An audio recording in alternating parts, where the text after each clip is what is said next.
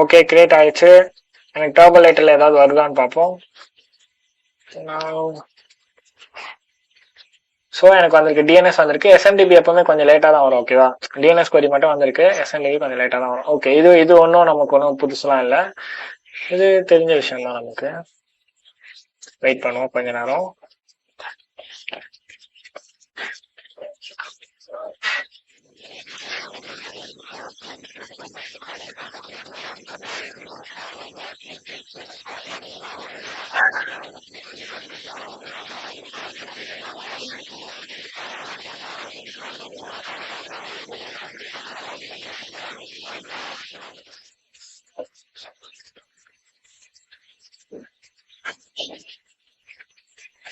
Okay, ஏன் SMTP வர மாட்டேங்குது?